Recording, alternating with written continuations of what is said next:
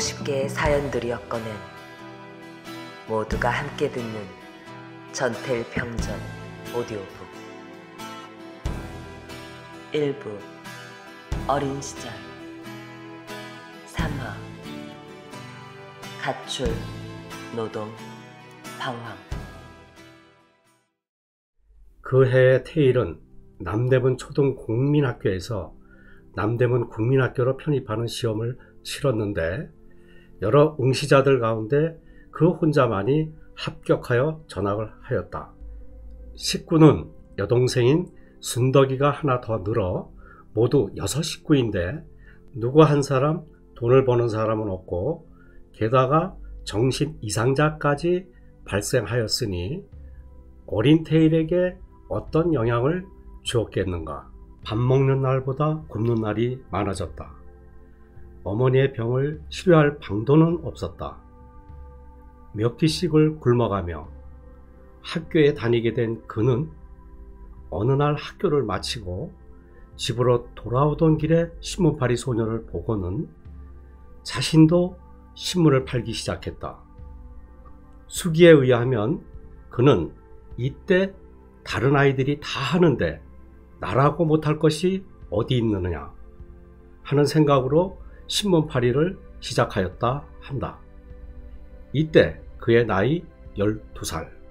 수업이 파하고 남는 시간에 신문을 팔아 가지고서는 가족의 식비를 벌기가 어렵기도 하였거니와 또 너무 힘겹기도 했다.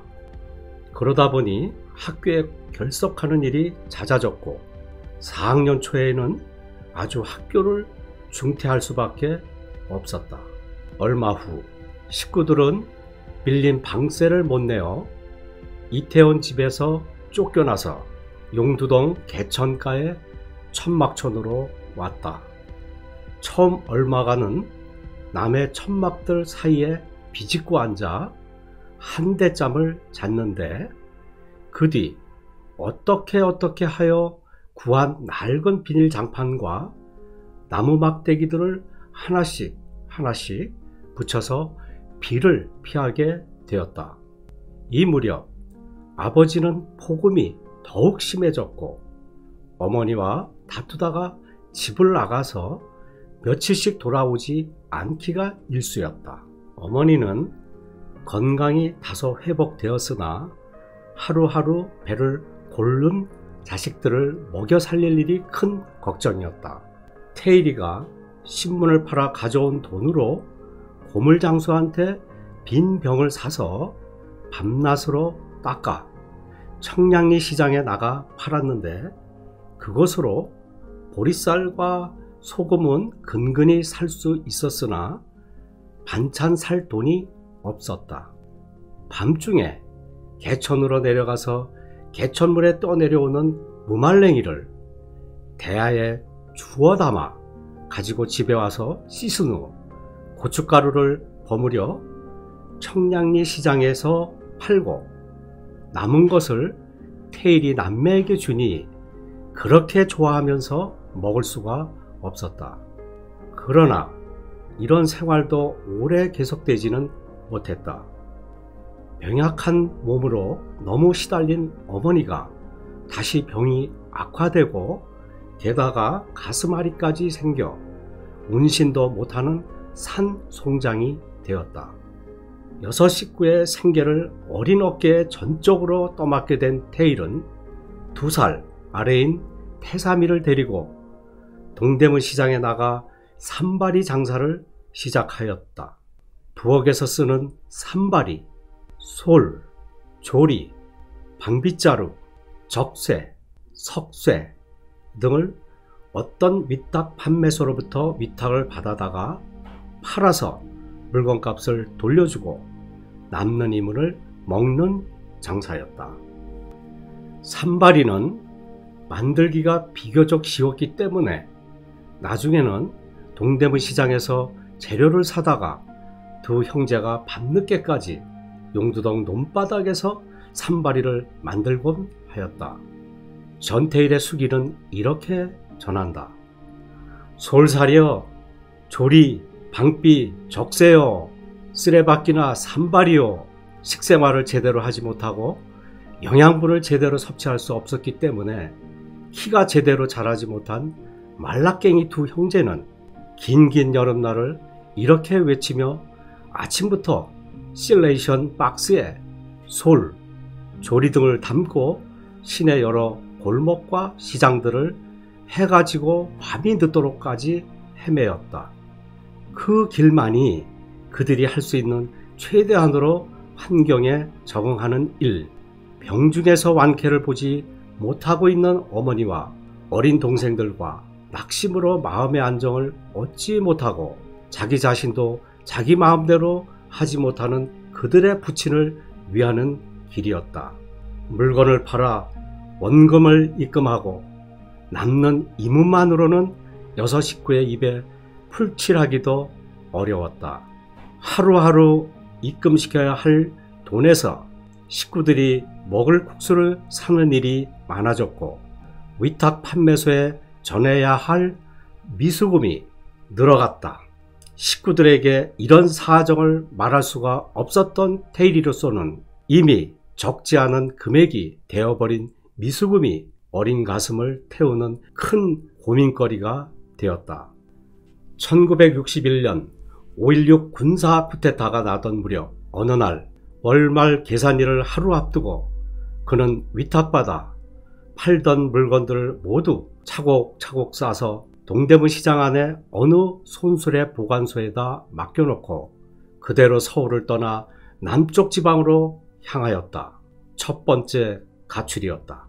그렇지 않아도 불쌍한 나의 어머니, 언제 한번 그렇게도 잡수시고 싶어 하시던 고깃국도 못 끓여드리고 벌써 언제부터인가 보리밥에 쓴 된장찌개밖에 못 잡수시고 긴긴 여름날 화로 속같이 뜨거운 천막 안에서 불쌍하기만 한 두 형제를 생각하면서 이젠 가슴앓이병마저 생겨 밀치고 올라오는 속을 쓸어내리기 위하여 그 한더위 속에서도 기왓장을 불에 달구어서 배 위에 올려놓고 산송장같이 하루 이틀을 이어가는 나의 어머니. 전태일은 내일이면 물건값을 떼어먹힌 것을 알고 노발대발할 위탁소 주인 앞에서 어머니가 고개를 숙이고 닭달질 당할 것을 생각하니 차라리 그 꼴을 보지 말고 집을 나가버리자는 심정이었다. 집을 떠난 그는 첫날은 하루 온종일 걸려 영등포에서 수원까지 걷고 그 다음날 밤 수원역에서 열차 검표원의 눈을 속여 무임승차를 하여 큰 집이 있는 대구로 갔다. 큰 집에서는 서울서 온 조카를 놀러 온 줄만 알고 며칠 묵게 했다가 차비를 주어 되돌려 보냈다. 막상 집을 떠나오긴 했으나 달리 갈 데도 없었던 그는 큰 집에서 다시 서울로 돌아왔다. 서울로 돌아온 태일은 집에 들어갈 엄두가 나지 않았다. 위탁소 주인을 다시 대한다는 것도 끔찍한 일이었지만 그보다 더욱 두려운 것은 불같이 노여워할 아버지의 모습이었다. 하루 이틀 서울 거리를 방황하다가 구두닦이가 되었다. 수기에 의하면 그는 돈을 벌어가지고 돌아가면 아버지가 야단치지 않겠지 하고 혼자 생각을 하고 일거리를 찾아다녔다. 한번 해본 경험이 있는 신문팔이를 시작했으나 밤에 길거리에서 잘 때 순경들이 와서 잡아갔다. 태일은 구두통만 있으면 잡혀가지 않는다는 사실을 알고서 구두닦기를 시작했다. 낯선 거리는 아니었으나 누구 하나 의지할 곳 없는 서울. 같은 하늘 아래 가족을 두고도 만나보지 못한 채 밤이면 돌아갈 곳 없는 잠자리를 걱정하며 낮이면 새끼니의 밥과 순경의 제복과 구역 아이들의 행패지를 걱정하면서 남대문 시장 일대를 구두통을 메고 방황하기 1년. 그 1년 동안 돈을 벌기는커녕 저 한 몸도 추스릴 수가 없어서 지쳤다. 그리하여 1962년 여름 그는 집 떠난 지 1년 만에 무작정 부산으로 내려갔다. 있는 힘을 다하여 필사적으로 애를 써도 겨우 혼자의 안정된 생활도 하지 못한 채 지친 나는 같이 구두통을 메고 남대문 시장 골목을 헤매던 친구 하나와 같이 부산까지 온 것이다. 부산에서 그를 기다리는 것은 아무것도 없었다. 있다면 영도섬이 있을 뿐이었다. 나는 부지런히 걸었다. 영도섬에라도 가면 누가 기다린단 말인가? 한 그릇의 쉰밥이라도 쓰레기통에 내버려져 있단 말인가? 그렇지만 가야만 한다. 아, 마침내 저 그리운 영도다리가 보이는구나. 애타게 보고 싶던 아버지, 어머니, 동생들을 보는 느낌이다. 바로 이것이 그가 부산에 내려간 이유였다. 1년이 넘도록 부모 형제를 만나지 못하고 차가운 세파에 시달려온 14살 소년이 외로움에 지친 넋을 달래보려고 지금은 만날 수 없는 부모 형제 대신에 그들과 함께 살던 기억이 서린 옛 동네를 찾아온 것이다.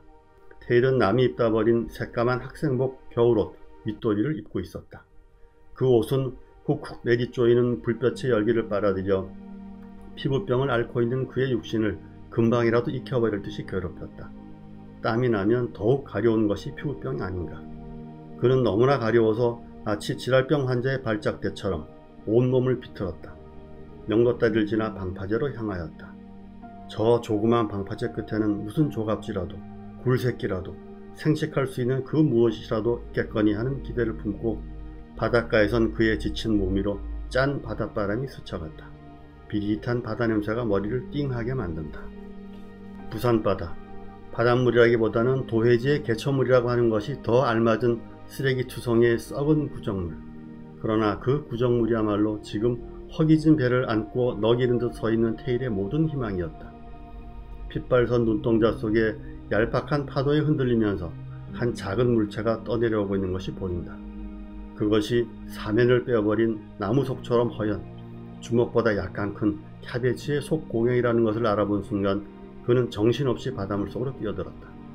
바닷물은 너무 깊었으며 양배추 속고갱이는 너무 먼 곳에 있었다. 물속으로 뛰어든 순간 죽음의 공포가 전신을 휩싸고 지나갔다. 사흘 동안을 굶어 지칠 대로 지쳐 있었던 그의 의식은 잠시 어머니 얼굴을 어렴풋이 떠올리다가 곧 까마득하게 멀어져 갔다. 얼마나 지났을까? 한 어부에게 구출되어 바닷가 모래사장에 길게 뻗어놓은 테일의 주위에 수많은 구경꾼들이 몰려들었다. 소년의 감겨있던 눈이 떠지고 저무는 저녁 해가 온 천지를 뉘엿뉘엿 물들일 무렵 구경꾼들의 호기심에 찬 눈동자에는 하나 둘 동정의 빛이 어리기 시작하였다. 모두가 떠나버린 뒤 소년의 곁에 남은 것은 10원짜리 지폐 석 장과 5원짜리 동전 한 입, 끝이 조금 누런색으로 상한 뾰족한 카베치 속고갱이와 그리고 누가 늘어놓았는지 알 수 없는 약간의 조개 껍데기와 아직도 물이 조금씩 흘러내리고 있는 검은 윗도리, 무릎도 없는 바지, 바닥만 겨우 매달려 있는 검은 운동화 한 짝뿐이었다.